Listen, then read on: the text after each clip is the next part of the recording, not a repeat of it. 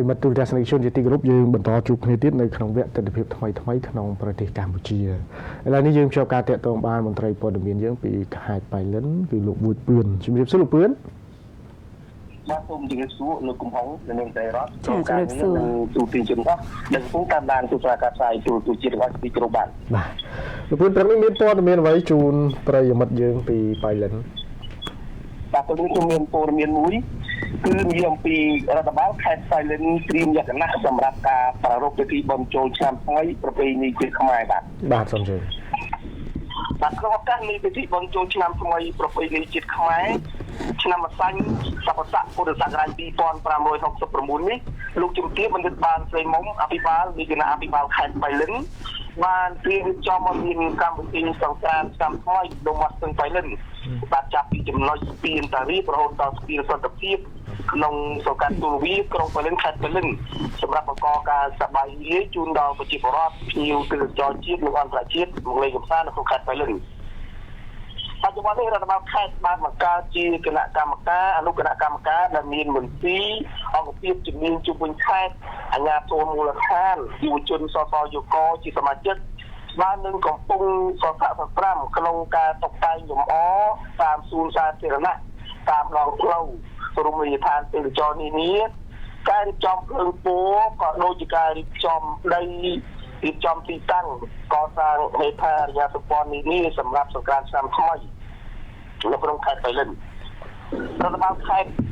មន្ត្រីរាជការយុវជនសសយកនិងអ្នកពាក់ព័ន្ធទាំងអស់កំពុងជំរុញយ៉ាងខ្លាំងធ្វើយ៉ាងណាឲ្យយុទ្ធផ្នែកបញ្ចប់ការងាររបស់ខ្លួនមុនកម្មវិធីបុណ្យចូលឆ្នាំថ្មីប្រពៃណីជាតិខ្មែរមកដល់ក្នុងពេលដ៏ខ្លីឆាប់ៗខាងមុខនេះ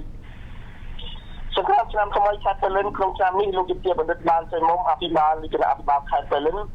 បានរៀបចំមកមានទីកន្លែងរៀបចំសម្រាប់ការងូតទឹកលេងកម្សាន្តទីកន្លែងសម្រាប់លេងល្បែងប្រជាប្រិយខ្មែរទីកន្លែងសម្រាប់សម្ដែងរបាំប្រពៃណីជាតិខ្មែរការប្រគំតន្ត្រីស្នាធំការរៀបចំមកមានស្តង់ពីពោផលិតផលនានាជាដើមសម្រាប់ទទួលការអបអរសាទរនៃពិធីបុណ្យចូលឆ្នាំថ្មីប្រពៃណីជាតិខ្មែរបង្កការសប្បាយរីករាយជូនដល់បងប្អូនប្រជាពលរដ្ឋភ្ញៀវទេសចរទាំងអស់សូមបញ្ជាក់ថាខេត្តបៃលិនជាខេត្តមួយជាតំបន់ព្រៃភ្នំស្ថិតនៅភាគពាយព្យនៃប្រទេសកម្ពុជាមានតំបន់ទេសចរជាច្រើនសម្រាប់ទទួលភ្ញៀវទេសចរជាតិនិងអន្តរជាតិមកលេងកម្សាន្តដូចជារមណីយដ្ឋានទឹកធ្លាក់ភ្នំខៀវដែលជារមណីយដ្ឋានដ៏ធំនិងមានប្រជាប្រិយសម្រាប់ខេត្តបៃលិនរមណីយដ្ឋានធម្មជាតិចំការខ្នោរមណីយដ្ឋានធម្មជាតិចំការសាវម៉ាវរមណីយដ្ឋានប្រវត្តិសាស្ត្រព្រំយ៉ាតជាដើមហើយក្រុមការរៀបចំចាត់ចែងពីសំណាក់លោកជំទាវបណ្ឌិតបានជាមកអភិបាលខេត្តមានការតុបតែងយ៉ាងស្រស់ស្អាតមានសោភ័ណភាពអនាម័យបរិស្ថានល្អទទួលបានការកោតសរសើរពីមហាជនទូទៅហើយជារាល់ឆ្នាំប្រជាពលរដ្ឋជាទេសចរជាតិនិងអន្តរជាតិបានមកលេងកម្សាន្តយ៉ាងច្រើននៅក្នុងខេត្តបៃលិននេះបាទនេះជាពលមានពីខេត្តបៃលិនបាទសូមបញ្ចប់តែប៉ុណ្ណេះបាទ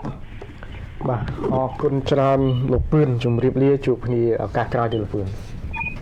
អរគុណទៅវិទ្យាបាទ